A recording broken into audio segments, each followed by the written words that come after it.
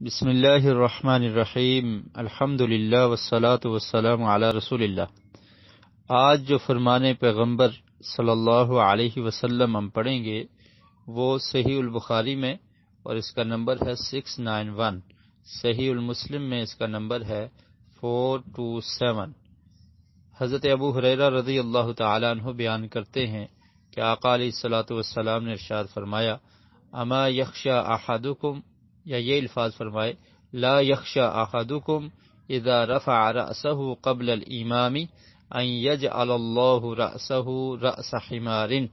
او یجعل اللہ صورتہ صورت حمار۔ فرمایا تم میں سے کوئی شخص ڈرتا نہیں ہے؟ کیا اسے ڈر نہیں لگتا کہ وہ اپنے سر کو امام سے پہلے اٹھا لے؟ یعنی جب نماز باجماعت ہو رہی ہو، امام ابھی سجدے میں ہے تو وہ اٹھ جائے، یا امام رکوع میں ہے تو اس سے اٹھنے سے پہلے وہ اپنے سر کو اٹھا لے، اور اسی طرح رکوع میں جانے میں جلدی کر لے، یا رکوع سے اٹھنے میں جلدی کر لے، سجدے میں جانے میں جلدی کرے، امام سے پہلے مسابقت سبقت لے جائے، پہلے امام سے پہلے منتقل ہو جائے دوسرے رکن کے لیے، تو فرمایا کہ ان یجعل اللہ رأسہ رأس حمار، تو اسے ڈرنا چاہیے کہ اللہ رب العالمین اس کے سر کو گدھے کا سر نہ بنا دیں، یا اس کی صورت کو گدھے کی صورت نہ بنا دیں۔ تو یہ ظاہری طور پر بھی ہو سکتا ہے کہ اللہ رب العالمین کا غصہ، غضب اس شخص پر کہ جو ایمان سے آگے نکلنے کی کوشش کرتا ہے، تو اللہ رب العالمین اس کی شکل کو، اس کے سر کو گدھے کا سر بنا سکتے ہیں۔ اور دوسرا مطلب یہ ہے کہ عموماً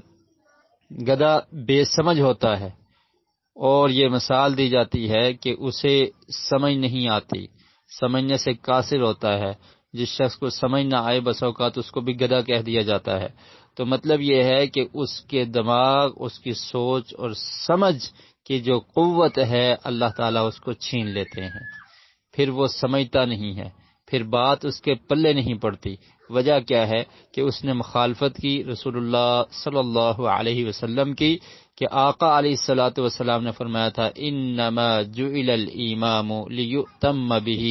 امام کو اس لیے بنایا گیا ہے کہ اس کی اقتداء کی جائے، اس کے پیچھے پیچھے چلا جائے۔ جب وہ تکبیر کہے تو پھر تم تکبیر کہو، یعنی جب وہ اللہ اکبر کہہ کر ختم ہو جائے تو پھر تم شروع کرو، اور جب وہ رکوع میں چلا جائے پھر تم رکوع کرو، جب وہ سجدہ کرے پھر تم سجدہ کرو، اور اسی طرح رکوع اور سجدے میں اٹھنے میں بھی امام کی اقتداء کرنی ہے۔ اور نماز سے فارغ ہونے میں بھی بس اوقات یہ ہوتا ہے کہ امام صاحب ابھی ایک طرف السلام علیکم ورحمۃ اللہ کہتے ہیں اور مقتدی دوسری طرف بھی سلام کر کے بیٹھ جاتا ہے، تو امام سے آگے نکلنا یہ درست نہیں ہے، اور اس کے بارے میں بڑی سخت وعید ہے۔ اللہ رب العالمین ہمیں احادیث کو سمجھنے کی اور ان پر عمل کی توفیق نصیب فرمائے۔